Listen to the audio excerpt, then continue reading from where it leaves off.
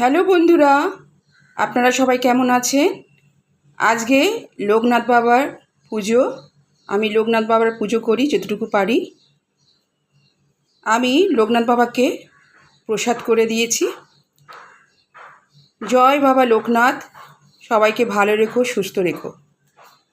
আমি কি প্রসাদ করেছি সেটা আপনাদেরকে দেখাচ্ছি।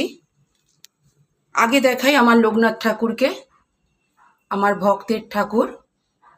এই যে লোকনাথ বাবা, এই যে ছোট লোকনাথ বাবাটাকে দেখছেন, এই সিরামিক্সের, এটা আমার বিয়ের আগের লোকনাথ বাবা। এই লোকনাথ বাবাটাকে আমি পুজো করতাম। বিয়ের পর আমি এই লোকনাথ বাবা কিনেছি। তারপরে মা দুর্গা আছেন, তারপরে মহাদেব, এটাও কিন্তু আমার পাথরের, আর লোকনাথ বাবাটাও আমার শ্বেত পাথরের। মা কালী, দক্ষিণেশ্বরের মা কালী, সিদ্ধিদাতা গণেশ, জগন্নাথ বলরাম সুভদ্রা,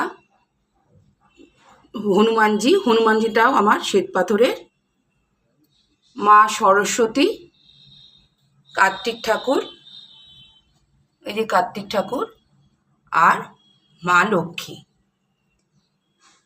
এই ঠাকুরদেরই আমি পুজো করি। এবার দেখাই আমি কি রান্না করে দিয়েছি বাবা লোকনাথ ঠাকুরকে। দেরাদুন রাইসের চালের ভাত করেছি, পায়েস করেছি, দুধ দিয়েছি, আর মুগ ডাল সেদ্ধ, আর বাটার আর সন্দক লবণ। এই খাবারই কিন্তু লোকনাথ বাবার প্রিয় খাবার ছিল। আমি প্রতি বছর এই খাবারটাই, প্রসাদটাই লোকনাথ বাবাকে তৈরি করে দিই। আর 5 ধরনের মিষ্টি দিয়েছি, 5 ধরনের ফল দিয়েছি, আর বই পড়ব। লোকনাথ বাবার বই রেখেছি, বই পড়ব। কেমন লাগলো আমার এই ঠাকুরের ব্যবস্থানা, আপনারা আমাকে কমেন্ট করে জানাবেন।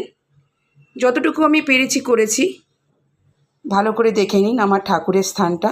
এটা আমার প্রিয় স্থান, শান্তি স্থান।